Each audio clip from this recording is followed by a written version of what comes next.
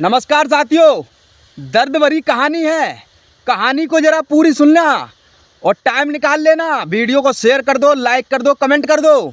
साथियों, जब सरदार वीर भगत सिंह समाज की खातिर लड़ रहे थे, अंग्रेज़ों से बराबर टक्कर ले रहे थे, लेकिन उन्हें ये नहीं पता था कि अपने ही साथ रहने वाले, अपने ही भारत के लोग उनके साथ गद्दारी करेंगे, उनके साथ खिलवाड़ करेंगे। उन्हें ये कतई नहीं पता था। अगर उन्हें पता होता तो कतई वो समाज की खातिर नहीं लड़ते। लेकिन उनके साथ वाले ने ही, एक दोस्त ने, एक यार ने, जिनको वो सबसे अच्छा दोस्त मानते थे, उसी ने ही सरदार वीर भगत सिंह के खिलाफ, उनके खिलाफ गवाही देकर उन्हें फांसी के फंदे तक पहुंचा दिया। जब सांड्रस को सरदार वीर भगत सिंह ने और उनकी टीम ने टपका दिया था, उसके बाद उनके ही दोस्त ने उनके खिलाफ गवाही देकर कुछ चंद रुपयों के चक्कर में, कुछ चंद पैसों के चक्कर में, सिर्फ अपनी जान बचाने के चक्कर में सरदार वीर भगत सिंह के खिलाफ गवाही दे दी थी। सरदार वीर भगत सिंह को उस फांसी के तख्ते तक पहुंचाने वाले कुछ अपने समाज के लोग और कुछ उनके दोस्त फांसी के फंदे तक पहुंचाने वाले थे। इसलिए मैंने यारी दोस्ती से बहुत लंबे लंबे हाथ जोड़ लिए हैं, क्योंकि हमने भी वो दर्द को जाना है, हमने भी वो दर्द को पहचाना है। हमें भी यार दोस्तों ने धोखा दिया, हमें भी जेल पहुंचाने वाले वही साथ में रहने वाले यार दोस्त थे। साथियों, जो प्रैक्टिकल करता है वो दर्द को पहचानता है। किसान मजदूर वर्ग और शोषण वर्ग जिनके साथ बहुजन समाज के साथ शोषण होता है, वो शोषण होने वाला वर्ग, क्या आपको पता है उनकी क्या क्या मजबूरी होती होगी, किस मुसीबत से वो गुजरते होंगे? जो लोग शोषण करते हैं उन लोगों को नहीं पता होता कि जिसके साथ हम शोषण कर रहे हैं कल उसके घर में चूल्हा जलेगा या नहीं जलेगा। जिसके साथ हम शोषण कर रहे हैं क्या वो कल खाना खाएगा या नहीं खाएगा। लेकिन शोषण करने वाले अपनी हद से पार चले जाते हैं और बहुजन समाज के साथ शोषण कर देते हैं, खिलवाड़ कर देते हैं। लेकिन उनको ये नहीं पता होता कि जिस बहन के साथ, जिस बेटी के साथ, जिस परिवार के साथ हम शोषण कर रहे हैं, उस परिवार पर क्या बीतेगी, उस परिवार का क्या हाल होगा। वो परिवार शाम को सोते टाइम खाना खाएगा या नहीं खाएगा? नहीं। लेकिन बहुजन समाज के अंदर बहुजन समाज के ही लोग बहुजन समाज का ही शोषण कर रहे हैं। दिन प्रतिदिन शोषण बढ़ता जा रहा है। बहुजन समाज के ऊंचे ऊंचे पदों पर बैठे हुए लोग बहुजन समाज के निचले लोगों के साथ शोषण करते हैं। जो बाबा साहब का नमक खाकर बाबा साहब को भूल जाते हैं, कहते हैं कौन है बाबा साहब हम नहीं जानते। ऐसे ऐसे लफ्ज उनके मुंह से निकलते हैं, मनवाद में घुस जाते हैं, पूरा मनवादी बन जाते हैं। बहुजन समाज को भूलकर बहुजन समाज के संघर्ष को न जानते हैं, बहुजन समाज को न पहचानते हैं। मानवर काशीराम के उस संघर्ष को भूल जाते हैं, उस कुर्बानी को भूल जाते हैं, बाबा साहब की उस कुर्बानी को भूल जाते हैं। लेकिन वो अपनी प्रॉपर्टी बचाने के चक्कर में, अपने पैसों को बचाने के चक्कर में, अपने आप को बचाने के चक्कर में सिर्फ चुपचाप गुमशुदा की ज़िंदगी जीते हैं। बहुजन समाज के साथ क्या शोषण हो रहा है वो भूल जाते हैं। बहुजन समाज किस दिशा में जा रहा है वो भूल जाते हैं, सिर्फ अपनी प्रॉपर्टी और अपने आप को और अपना पैसा बचाने के चक्कर में।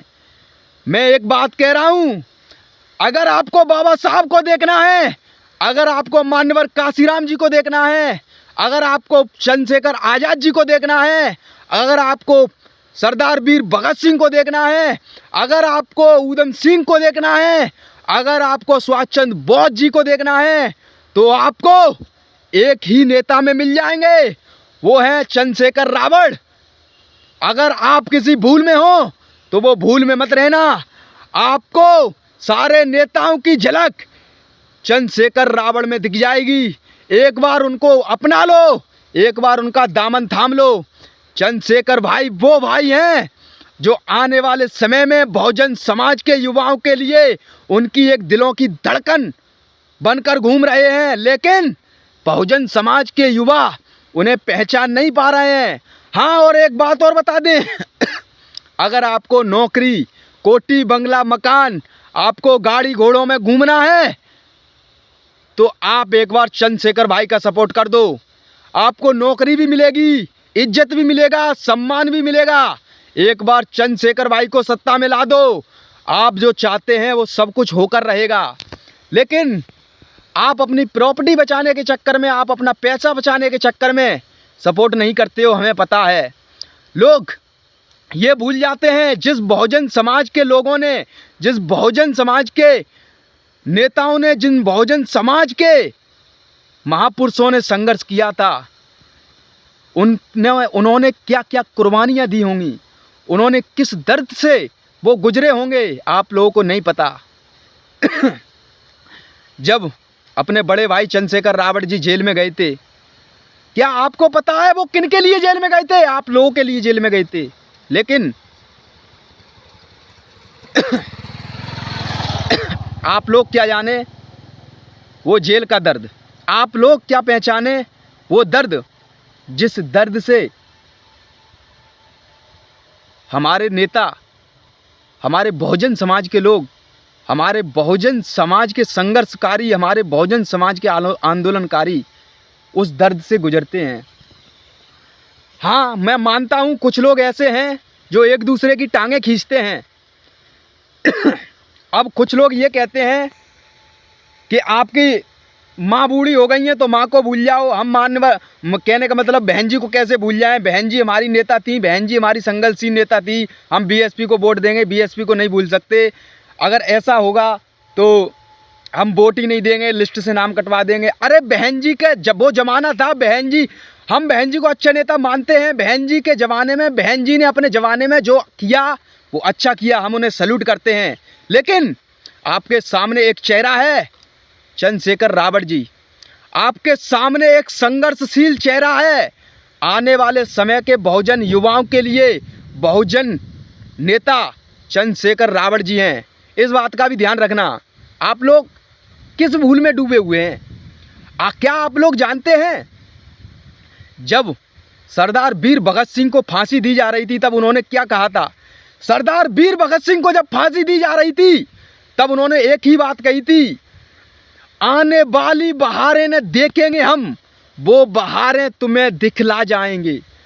आने वाली बहारें, यानी कि जब उन्होंने ये बात कही थी तो उन्होंने एक बात को सोचकर कहा था कि अगर मैं एक सांड्रस को मारने से, मैं एक भगत सिंह पैदा हो सकता हूं, तो सोचो एक भगत सिंह को फांसी लगने से कितने भगत सिंह पैदा होंगे? कभी सोचा है आप लोगों ने? जब भगत सिंह ने ये बात कही थी, आने वाली बहारें न देखेंगे हम, वो बहारें तुम्हें दिखला जाएंगे, उन्होंने वो सुख नहीं पाया अपनी जवानी में। अरे उनकी माँ ने भी उन्हें प्यार से, इज्जत से पाल पोस कर बड़ा किया था। वो भी ऐशो आराम की जिंदगी जी सकते थे, लेकिन नहीं, उनमें एक जुनून था समाज की खातिर लड़ने का, अन्याय के खिलाफ लड़ने का, अन्याय के खिलाफ आवाज उठाने का। उनमें एक जुनून था। वही जुनून, वही तेवर आपको चंद्रशेखर रावण में देखने को मिलेंगे, हम चंद्रशेखर भाई में देखने को मिलेंगे। लेकिन आप लोग समझ नहीं पा रहे हो, आप लोग जान नहीं पा रहे हो। ये छोटे मोटे 15-15 साल के, 16-16 साल के युवा नेताओं के साथ यूँ सेल्फी खींचते हैं। सेल्फी खींचकर फोटो अपने स्टोरी पर लगा देते हैं। वो अपने आप को बहुत बड़े नेता समझने लगते हैं, सोचते हैं बहुत बड़े नेता बन गए हम।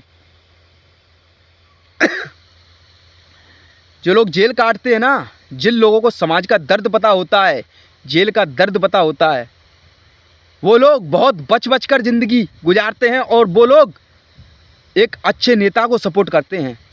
वो लोग जानते हैं कि चंद्रशेखर रावण के अलावा कोई नेता नहीं है जो किसी भी सरकार को हिलाकर फेंक दे। आज की मौजूदा सरकार में अच्छे अच्छे नेता अपनी प्रॉपर्टी बचाने के चक्कर में, अपने पैसा बचाने के चक्कर में उन्हें सपोर्ट कर देते हैं। अभी कुछ टाइम पहले मैंने देखा था कांग्रेस पार्टी रोड पर उतरकर जब भारत जोड़ो आंदोलन चला रही थी तो अपने बहुजन समाज के नेता उन्हें ट्वीट कर कर सपोर्ट कर रहे थे। तब कोई भी बहुजन समाज का व्यक्ति उनके खिलाफ नहीं बोल रहा था। आज जब चंद्रशेखर रावण भाई 36 बिरादरी एक करके पूर्ण सत्ता में, पूर्ण बहुमत में आना चाहते हैं और अपनी सरकार बनाना चाहते हैं, सत्ता में बैठना चाहते हैं, तो अपने समाज के कुछ चंद दलाल, चंद नेता, दो दो कौड़ी के नेता जो चंद पैसों में बिक जाते हैं, वो नेता चंद्रशेखर भाई पर टिप्पणियां करते हैं, चंद्रशेखर भाई को गलत साबित करते हैं। अरे तब तुम्हारे ट्वीट, तब तुम्हारे भाषण कहाँ चले जाते हैं? इस मौजूदा सरकार में अगर कोई सिस्टम हिलाने वाला है तो वो चंद्रशेखर रावण हैं, वरना सब अपनी अपनी प्रॉपर्टी, अपना अपना पैसा बचाने के चक्कर में लगे हुए हैं। मेरी बात सही लगे तो वीडियो को लाइक, शेयर, कमेंट कर देना, वरना ये समझ लेना कि एक कुत्ता भौंककर चला गया था। क्योंकि बहुत से लोग मुझे उल्टा सीधा बोलते हैं, कुत्ता बोल देते हैं, कहीं कुछ बोल देते हैं, कहीं पागल बोल देते हैं, लेकिन मैं जो बात कहता हूँ वो स्पष्ट कहता हूँ, वो तुम्हारे ऊपर एकदम सूट करती है। जय भीम, इंकलाब जिंदाबाद। सर पड़ोसी की तमन्ना अब हमारे दिल में है, देखना है जोर कितना बाजू एक कातिल में है। लिख रहा हूँ अंजाम एक दिन आगाज आएगा, मेरे लहू का हर एक कतरा कतरा इंकलाब लाएगा। जय भीम।